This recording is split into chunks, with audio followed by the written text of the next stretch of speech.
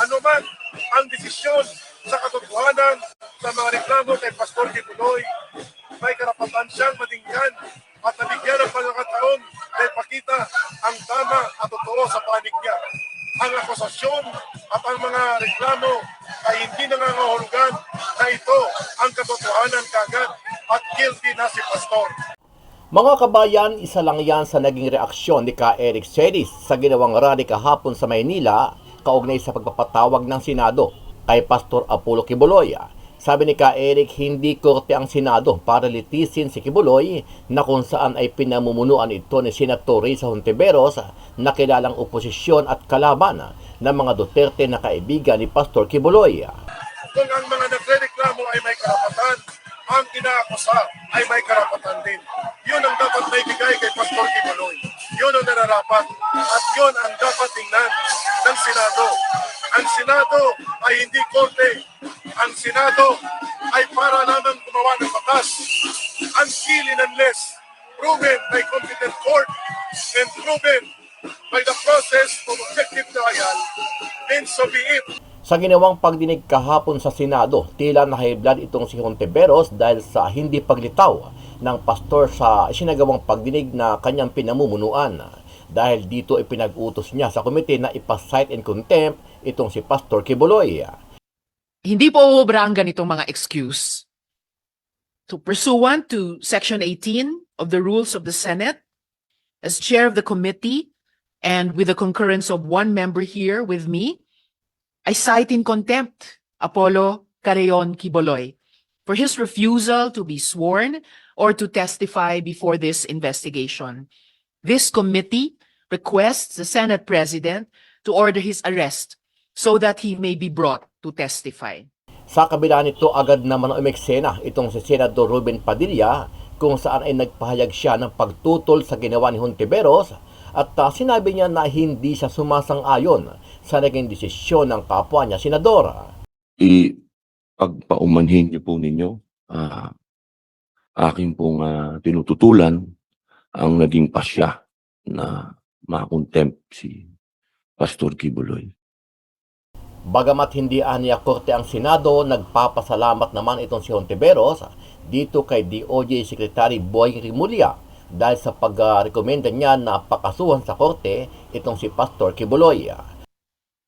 Friends, hindi po pwede na basta-basta lang magsabi ng due process si Apollo Kibuloy ay hindi na siya haharap sa Senado. That is not the ruling in Neri versus Senate Blue Ribbon Committee. Nagpapasalamat po ako sa DOJ sa binalitang pagsampa ng kasong qualified trafficking at child abuse laban kay Apollo Kibuloy. Pero kapangyarihan ng Senado ang panagutin ang sino man na hindi kumikilala sa kapangyarihan ng Senate na maglunsad ng mga investigasyon. Kasama ang hindi pagdalo sa investigasyon despite a valid subpoena.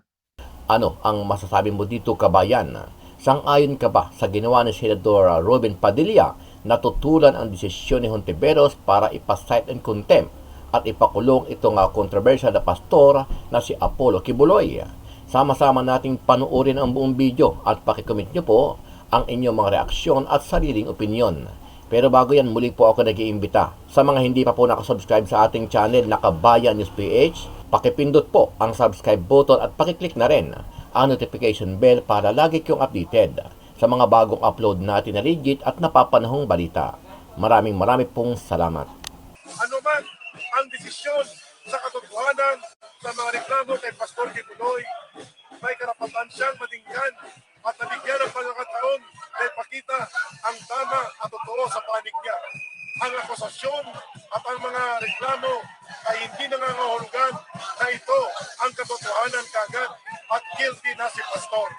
Kung ang mga nagrereklamo ay may karapatan, ang inaakusa ay may karapatan din. Yun ang dapat naibigay kay Pastor Kibuloy. Yun ang nararapat at yun ang dapat tingnan ng Senado. Ang Senado ay hindi korte. Ang Senado ay para lamang gumawa ng batas. Until and unless proven by competent court and proven by the process of objective trial, then so be it. But in the absence of objective trial and fair and competent prosecution and fair and competent presentation of evidence, To my ruling, to the chair's ruling holding Apollo Kibuloy in contempt. So I recognize Senator Robin Hood. Sen. Robin. Maraming salamat po, ginang tagapangulo. A'udhu billahi minasyaitanir rajim. Bismillahirrahmanirrahim. Alhamdulillah rabbil alamin. Bismillahirrahmanirrahim. Wassalatu wassalamu ala Rasulillah. Assalamualaikum warahmatullahi wabarakatuh. Isang magandang umaga po sa inyong lahat. Lalong-lalo na po sa ating ginang na tagapangulo. Ipagpaumanhin niyo po ninyo, aking pong tinututulan ang naging pasya na makontempt si Pastor Kibuloy. With all due respect, ma'am. Well noted po ng chair ang objection ni Sen. Robin sa ruling ng chair holding Pastor Kibuloy in contempt. Meron naman po tayong gabay mula sa ating rules. Section 18, ito po yung rules of procedure governing inquiries in aid of legislation. So yung section 18 po tungkol sa contempt, nakalagay po doon, a majority of all the members of the committee may, however, reverse or modify the aforesaid order of contempt within 7 days. So, well noted. Shukran, Sen. Robin. Maraming salamat po, ginang tagapangulo. At gusto ko lamang pong malaman ng mga panauhin natin at ng mga sumusubaybay po sa mga ganap na ito. Ang akin pong mga kadahilanan para humingi ng ng pagpapakumbaba at ang karapatan ng pag-object, ang hindi pagsang-ayon. Napag-usapan po namin ito ng mahal na senadora na aking pong ginagalang, sinasaladuhan at palagi ang nagpupugay sa kanyang mga ipinaglalaban. Ako po ay nagpapasalamat muli sa inyo, mahal na ginang tagapangulo, sa pagtanggap po ng aking objection. Maraming salamat po. At sa 7 araw po. May 7 araw po ang majority Ilan of the po? members of the committee Majority. Opo, na gawing formal itong pag-object sa ruling ng chair holding Pastor Kibuloy in contempt. Pag sinabi po ba, ginang tagapangulo, ito po ba yung membro natin? Apo, sila. Tama po, Sen. Robin. Ito po yung majority of the members of the Opo. Committee on Women. Yun lang pong members lang po, no? Malinaw po, no? Hindi po kasama yung mga leaders. 7. Bali, 6 pa po. Ang nakalagay po sa Section 18, contempt, ay a majority of all the members of the committee. Opo. Okay po. Maraming salamat po ulit. Maraming salamat po. Afwan, Sen. Robin. I wish to remind the pastor and those who speak for him that written and oral reports of legislators in the course of our duties are protected speech and can be incendiary and provocative. Sabi nga ng Supreme Court sa kaso ng Osmeña versus Pendatun, quote, its purpose is to enable and encourage a representative of the public to discharge his public trust with firmness and success, for it is indispensably necessary that he should enjoy the fullest liberty of speech and that he should be protected from the resentment of everyone, however powerful, to whom the exercise of that liberty may occasion offense. Close quote. Friends, hindi po pwede na basta-basta lang magsabi ng due process si Apollo Kibuloy ay hindi na siya haharap sa Senado. That is not the ruling in Neri versus Senate Blue Ribbon Committee. That is not the ruling in Lincoln Ong versus Senate Blue Ribbon Committee. In both these cases, the individuals involved were present in at least one hearing. Humarap na sa Senado ang isang former president, ang isang sitting Senate president, ang madaming mga general. Just last Congress, humarap ang dalawang sitting executive secretary, si Ginoong Vic Rodriguez at current ES, Lucas Bersamin. Humarap na din ang religious leaders, kung naalala po natin ang Pajero bishops. Kaya wala po tayong pinag-uusapan na religious freedom dito. Like executive privilege, religious freedom cannot be invoked to evade liability. Hindi po mapapakulong ng Senado si Quiboloy para sa mga paratang sa kanya dahil hindi kami huwes. Trabaho yan ng ating legal process. Kaya nagpapasalamat po ako sa DOJ sa binalitang pagsampa ng kasong qualified trafficking at child abuse laban kay Apollo Quiboloy. Pero kapangyarihan ng Senado ang panagutin ang sino man na hindi kumikilala sa kapangyarihan ng Senate na maglunsad ng mga investigasyon. Kasama ang hindi pagdalo sa investigasyon despite a valid subpoena. It is very simple. The power of the Senate to conduct investigations in aid of legislation has long been settled by the Supreme Court. Yes, even in the recent case of Lincoln Ong versus Senate Blue Ribbon Committee, where the Supreme Court upheld the right to due process of witnesses who actually attended the hearing, the power of the Senate to investigate and to cite in contempt was actually confirmed. Pag sinabi pong in aid of legislation, ibig sabihin po ay makakatulong sa pagpapaganda ng mga batas natin sa Pilipinas. Ibig sabihin po, may pinapakitang kakulangan sa mga batas natin na kailangan ng tugon ng lehislatura. 4 na po agad ang lumabas na punto sa ating hearing tungkol sa possible policy and legislative aspect ng hearing na ito. Una, ang posibleng kakulangan ng ating rape law para sa legal treatment ng konsepto ng consent.